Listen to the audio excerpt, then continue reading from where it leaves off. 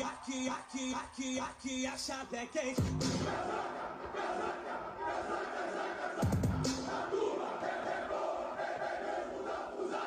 Aqui a chave é quente.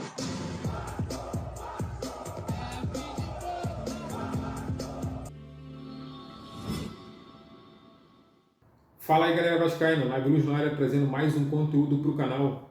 Não vou me delongar com as apresentações porque eu quero que esse vídeo seja rápido e longo, mas eu tenho que falar para vocês que o conteúdo hoje é administrativo. Vou falar para vocês e vou apresentar aí um adversário, um rival que nós temos em comum, que é o Flamengo, galera. Por que eu vou falar do Flamengo? Vocês vão entender ao decorrer do conteúdo do canal aí, dos vídeos, não só do Flamengo, mas do Fluminense e do Botafogo também. E junto nós vamos entender e compreender o porquê desse vídeo.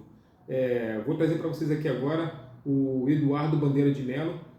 Vou apresentar para vocês esse senhor de 72 anos, administrador de empresa pela UFRJ, ele estudou administração de empresa pela UFRJ, trabalhou por 35 anos no BNDES, foi eleito presidente em 2013 até 2018 no Flamengo, sócio proprietário do Flamengo desde 1978. Zico, um dos maiores ídolos do Flamengo, foi o grande apoiador da sua campanha. Porra, Sullivan, mas o que tem isso a ver com o Vasco? Porra, Navilus, nada a ver. Tá trazendo conteúdo aí que os vascaínos não gostam. Só que tem um porém. O vascaíno vive, em função do Flamengo, pensando no Flamengo o tempo todo. A questão é, o vascaíno, ele pensa de uma forma diferente. Ele visa o Flamengo como um rival, como um inimigo, Quanto eu não. Eu tenho o Flamengo como um rival. Acabou. Não é meu inimigo, tenho vários amigos flamenguistas, não tenho nada contra o clube, mas eu procuro entender o que está se passando lá dentro, o porquê o Flamengo chegou onde chegou e por que está conquistando o que está conquistando. Então, antes da gente criticar, de falar, antes do torcedor Nutella aí, que eu tenho certeza que vai vir no meu canal para falar besteira, entenda o seguinte: você, para chegar aonde o Flamengo chegou, você tem que entender o que eles fizeram. E aí vamos conseguir entender e, de repente, aplicar dentro do Vasco da Gama para poder sair desse lamaçal. E também entender o porquê lá atrás ninguém fez o que o Bandeira de Mello fez. Então, você vê aí. Saudações! Vascaínas, Alice na área, vamos começar. A gestão de Eduardo Bandeira de Mello no Flamengo foi muito elogiada e considerada um exemplo de gestão para o esporte brasileiro, sendo a melhor gestão financeira. Ganhou vários prêmios de gestão e transparência. Sendo destaque no jornal americano The New York Times, o clube reduziu a sua dívida, que passava de 750 milhões em 2012 para 360 milhões em 2017. Para que isso fosse possível, o clube contratou a empresa de consultoria de gestão EY, que estabeleceu ciclos a cumprir. O primeiro eles chamaram de recuperação da credibilidade. Incluiu profissionalizar a gestão, elevar receitas e pagar dívidas. O ciclo seguinte, 2016 a 2018, foi de investimentos. O terceiro ciclo, 2018 a 2020, foi intitulado Virtuoso. Foi na segunda gestão que o clube passou a investir pesado em tecnologia da informação para o seu departamento de futebol.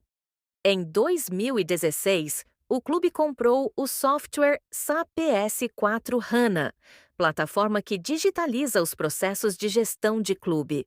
Com isso, os fluxos de gestão de negócios melhoraram, assegurando melhor governança e transparência administrativa, ganho de produtividade e economia de tempo e recursos gastos, com processos burocráticos em até 80%.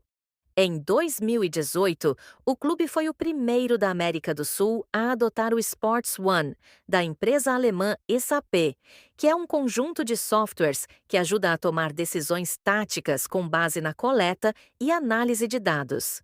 Isso permitirá ao Flamengo digitalizar o gerenciamento de performance, coordenar processos de treinamentos, administrativos, financeiros, contabilidade, médicos, de gerenciamento de times e análise de dados em um único ambiente. Melhor gestão de clubes. Prêmio Business FC 2014. Melhor gestão de clubes. Prêmio BRSM 2015. Administrador do ano. Prêmio Estácio 2017. Presidente do ano. Prêmio Fenaclubes 2017. A pergunta é: se pode ser feito lá, por que não é feito aqui no Vasco da Gama? Até a próxima! Eduardo Bandeira de Mello, 72 anos, administrador de empresa. Trabalhou por 35 anos no banco, galera.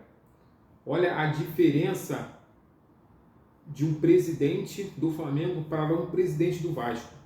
Ó, um dos maiores ativos do clube que ele usou foi a torcida. Agora vamos entender o seguinte: em 2012, o Vasco tinha uma dívida de 410 milhões. O Vasco, em 2012, entenda. Fluminense tinha uma dívida de 434,9 milhões. Botafogo tinha uma dívida de 614,5 milhões. Agora, pasme, torcedor vascaíno. O Flamengo tinha uma dívida de 741,7 milhões de reais. Em 2012, Flamengo em primeiro lugar, com 741 milhões. Botafogo com 614 milhões. Fluminense com 635 milhões. Vasco, quinto colocado, com 410 mil, quer dizer, o quarto colocado, né, com 410 milhões. Porém, eu vou deixar o link para vocês aí, caso vocês queiram pesquisar. Quem trouxe essa pesquisa foi a Net Vasco. A Net Vasco ou alguma página do Vasco da Gama, mas vou deixar o link aí para vocês clicarem em cima e lá. O Vasco em 2012 era o quinto clube. Tem um clube aí que está acima, né, do Vasco da Gama. Então o Flamengo é o primeiro, aí vem Fluminense, Botafogo e mais um time acima do Vasco da Gama. Ou seja, o Vasco da Gama era o quinto time que mais devia no Brasil. Mas o que eu quero falar aqui é o seguinte: por que o Flamengo devia 741 milhões? E aí, em 2012, a pergunta é: quem era o presidente do Vasco em 2012? O presidente do Vasco em 2012 era o Roberto Dinamite.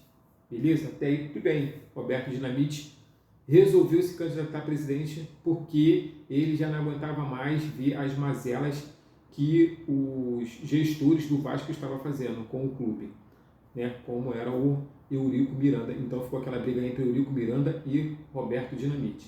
Mas vamos entender a diferença. Vamos entender o porquê eu estou comparando o Flamengo com o Vasco da Gama. Você vê que no Flamengo, o candidato a presidente é um administrador de empresa que trabalhou em um banco importantíssimo no Brasil. E o presidente do Vasco da Gama, um ídolo vascaíno, um jogador. Aí eu te pergunto, o que um jogador ídolo entende de administração? A entrevista que o Bandeira de Mello deu uma vez foi que eu não preciso entender de futebol para poder gerir o Flamengo, para poder administrar o Flamengo. Eu tenho que entender de administração. Aí o Pedrinho deu uma entrevista parecida, dizendo: eu não preciso entender de administração para gerir o Vasco. Eu preciso entender de futebol dentro de campo. Eu tenho que me cercar de pessoas para que eu possa gerir o clube. Olha a diferença, gente, de um para o outro. Enquanto um administra, entende de administração para poder alavancar o clube financeiramente, o outro entende de futebol dentro de campo. Mas para você fazer o futebol andar, você precisa entender de administração, porque uma coisa anda de mão dada com o outro.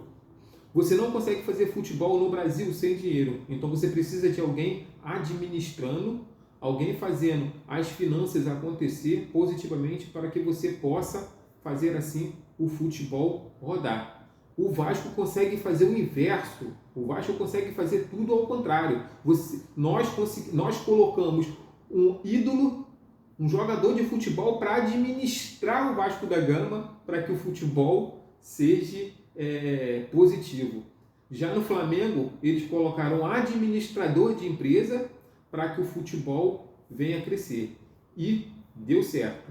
Por que deu certo? Porque o Bandeira de Melo diminuiu a dívida do clube de 750 milhões para 360 milhões em 2017. Cara, tem noção do que o cara fez? O cara diminuiu, mano, metade de 750 milhões. Bandeira de Melo diminuiu para 360 milhões, cara. O cara diminuiu a folha salarial, ele diminuiu o déficit do Flamengo. Em contrapartida, o Vasco aumentou sua dívida para 645,171 milhões, um aumento de 235,171 milhões. Cara, em 2012 o Flamengo devia 750 milhões. Em 2017, o Flamengo diminuiu para 360 milhões com um administrador. O Vasco, em 2012, devia 410 milhões. Em 2017, o Vasco aumentou a sua dívida para 645 milhões, um aumento de 235 milhões com um jogador de futebol na administração do Vasco. E nós, vascaíno, continuamos errando, porque continuamos colocando ídolos, amigos, para gerir o Vasco da Gama. A gente não coloca um profissional, não colocamos uma pessoa que entenda de administração, de contabilidade, não colocamos uma pessoa que entenda de gestão de crise, não colocamos um contador, né, um economista. Não, nós colocamos jogador de futebol. Aí eu te pergunto, jogador de futebol, ele é formado em quê? O que ele entende? Se você falar para mim que o cara se aposentou como jogador de futebol, aí ele começou a fazer uma faculdade de administração de empresa, ele começou a fazer um curso de gestão empresarial, ele fez um curso de crise, como, né, como estancar uma crise. Se você me falar que ele fez esses cursos, ele se preparou para ser presidente de um clube, beleza, cara. Aí tranquilo, né? Aí ele trabalhou numa empresa, né? Ele administrou, ele aprendeu a administrar uma empresa, ele aprendeu a gerir crises, né? Ele tem hoje contatos com empresários, com patrocinadores, beleza, cara. Aí eu creio que vai dar certo. Agora não é o que acontece no Brasil, cara. Olha a diferença. O Zico, um dos maiores ídolos do Flamengo, ele apoiou um candidato que ele acreditou, que apresentou para ele um projeto de alavancamento para o Flamengo. Em contrapartida, o Roberto Dinamite, que deveria fazer o mesmo, de apoiar um candidato que poderia trazer ou fazer coisas boas para o Vasco, né? Alavancar, diminuir as despesas, as dívidas. Não, ele se jogou na cova dos leões para poder estancar as dívidas do Vasco e fazer o melhor futebol.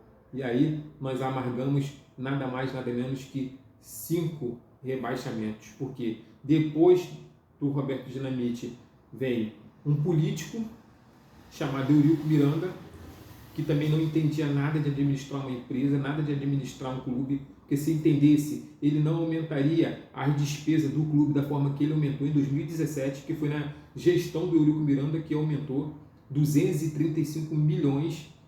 Depois veio o Eurico apoia o Campelo, um médico, se eu não me engano, cirurgião, médico, entende de quê? De administração. Ele entende de quê?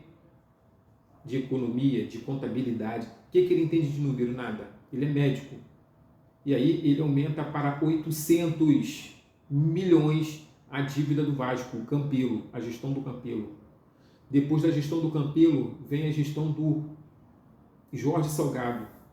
Ah, esse aí você vai falar o quê? Porque ele tem bolsas de valores, ele trabalha com números, só que ele não veio disposto a ajudar o Vasco, porque se ele tivesse vindo, se ele quisesse ajudar o Vasco da Gama, ele faria o contrário do que ele fez. Ele destruiu o clube, vendeu uma imagem de clube arrasado para poder vender o clube, vendeu o clube na correria, nas pressas e escondido para uma empresa estelionatária, e hoje o Vasco amarga uma dívida de 1 bilhão e 400, 1,4 milhões, cara. 1 bi. Tem noção? Não é mi não, é 1 bi, filho. Desculpa aí, galera. E aí, o que falar das gestões do Vasco da Gama? Agora, o ponto que eu quero chegar é o seguinte. Eu estou desesperado porque eu já estou vendo Edmundo falando que vai se candidatar para poder tirar o Pedrinho.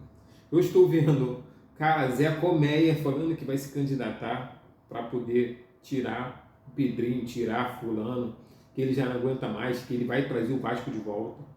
Aí eu pergunto, qual é o currículo desses caras para poder achar que pode salvar o Vasco da Gama?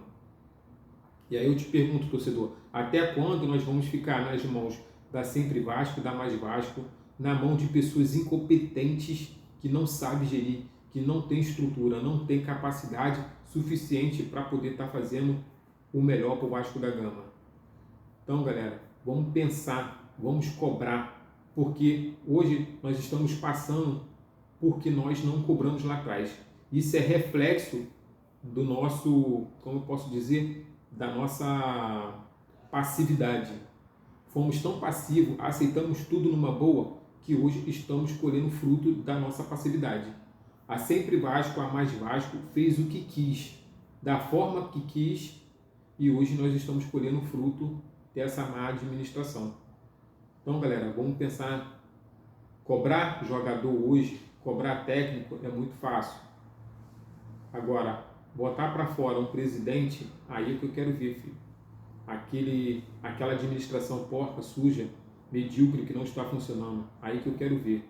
Quando a gente começar a botar presidente para fora que não está ajudando o Vasco da Gama, as coisas vão começar a mudar, as coisas vão começar a andar.